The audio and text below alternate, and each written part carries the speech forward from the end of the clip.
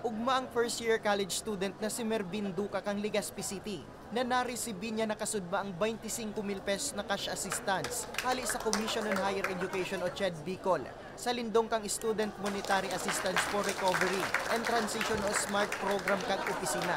Sabi niya, itatagaman niya ang nakuha niyang pinansyal na asistensya sa iyang pag-aadal. Nga niing kaso man igwa siyang proyektong pagkakagastusan, diin niya na iniiasa pa sa iyang magurang. Electronic student rin po ako, which means kakailanganin ko po ng mga miscellaneous fees and also yung tools. So sa pamamagitan po ng programang ito, mas mapapadali po yung mga expenses ko. Nakaresibi maning siring na kantidad ang third-year criminology student na si Juana Bringino kan Santo Domingo, Albay. Dako lang po ining tabang sa kuya as a student po kasi as a private and criminology po actually dako lang ining tabang sa tuition ko po and actually para sa makatapos ang pag-adal ko kaya salamaton po akong maray. Sinda Mervin asin Juana ang duwa sa first batch kang SMART program.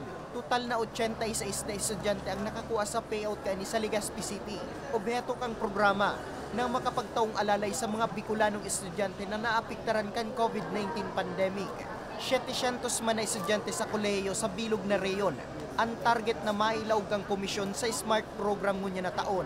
And this SMART program aims, as I have mentioned, aims to support your higher education. So again, this program will not come into a success.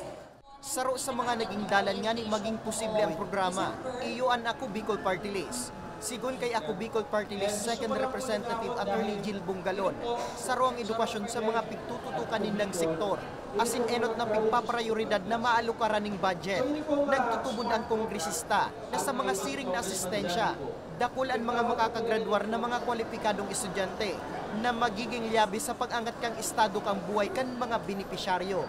The more na magkakaigwanin na empleyo o trabaho ang mga estudyanteng ini. And therefore, matatabangan ninda ang sayda pong mga tugang, mga saradit, ang sayda pong pamilya. No? So magayon na programa dahil saro ining investment sa satuya pong mga estudyante sa sektor kang edukasyon. And kami po nagtutubod na ang investment sa mga estudyante or sa sektor kang edukasyon, day po nasasayang. Asigurasyon kan partido, apwera sa SMART program, padagos manggiraray ang tulong sa edukasyon program kan partido. Katuwang man ang DSWD Bicol na matao maning pag-alalay sa mga kwalipikadong Bicolanong estudyante na nasa kolehiyo asin senior high school. Para sa mga baretang tatak Bicol, Nomer Corporal. Salamat, Bicol! Salamat!